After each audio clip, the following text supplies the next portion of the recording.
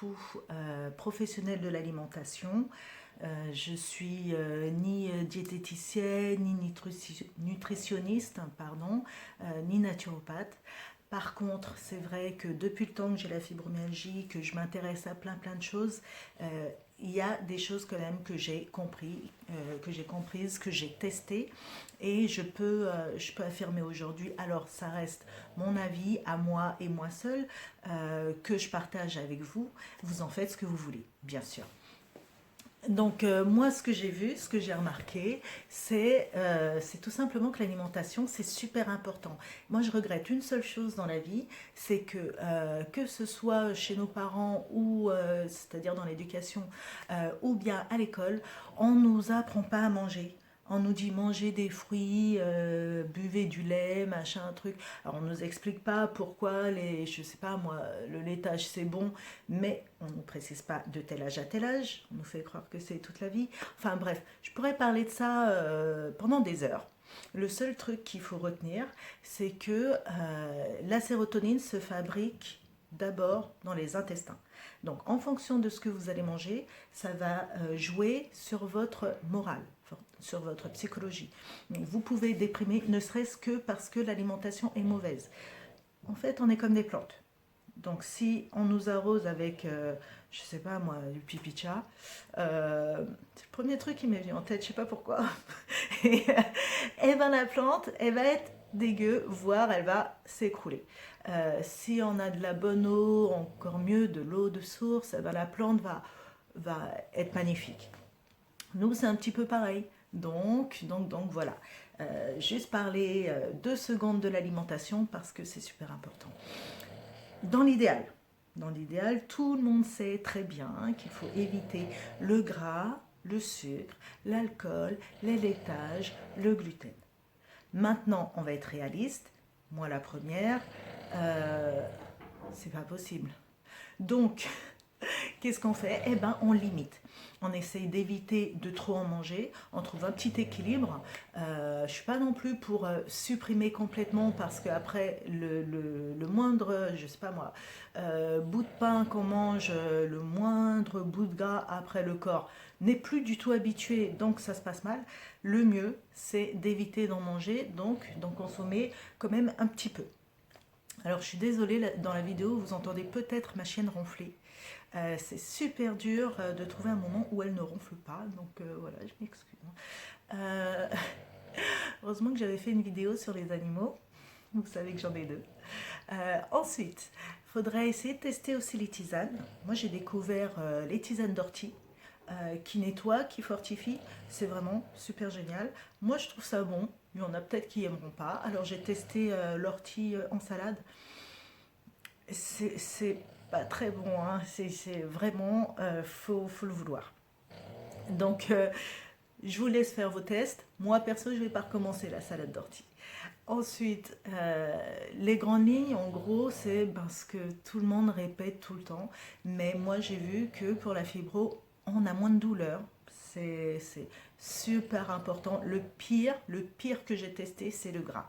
Vraiment, un peu de sucre, ça passe, un petit peu d'alcool, un petit peu de laitage, de gluten. Mais par contre, le gras, moi, je sature complètement. J'ai déjà eu des moments où mon corps s'est mis à détoxifier pendant le repas, donc en train de transpirer. C'est un petit peu la honte. Mais en fait, ben, c'est tout simple, hein, il n'en peut plus. Il n'en peut plus, donc tout dépend de votre alimentation. L'idéal, c'est un petit peu de légumes, un petit peu de féculents et un petit peu de viande, en sachant que la viande, c'est pas nécessaire d'en manger tous les jours. Vous faites à votre sauce. Le tout, c'est trouver un petit équilibre et d'enlever donc tout ce dont on a parlé depuis le début, le gras, le sucre, l'alcool, le laitage et les gluten. Donc évitez au maximum ces trucs-là. Alors moi, j'ai un petit peu été sur Facebook, sur Internet, etc. Je suis tombée sur une personne ancienne fibromyalgique qui apparemment ben, n'a plus de douleur. Donc ça pourrait être intéressant de la suivre, de lui demander conseil. Euh, Elle s'appelle Astrid Mailly, je ne sais pas si ça se dit comme ça, ou Melly. Je vous mettrai le nom là. Et donc ça peut être intéressant. Elle est apparemment professionnelle dans le domaine de la nutrition. Donc ça c'est pas mal. Il y a un magnétiseur aussi que je connais, avec qui je communique beaucoup, qui s'appelle Jean-Daniel Lavergne et qui donne beaucoup de conseils. Alors c'est rigolo parce que c'est magnétiseur, mais il donne des conseils sur la nutrition. Comme quoi, on revient toujours au même truc. La nutrition, c'est super important. Et ma naturopathe, alors je vais la citer pour une fois depuis le temps que je parle d'elle. Elle s'appelle Camille Tessier, donc vous pouvez prendre rendez-vous sur Doctolib. Elle est en région parisienne. Et donc moi vraiment je la trouve géniale. J'ai envie de faire ne serait-ce qu'une vidéo entière sur elle. Mais vraiment elle m'a beaucoup aidée. Et c'est vrai qu'avec l'acupuncture, elle a un plus par rapport aux autres, je trouve.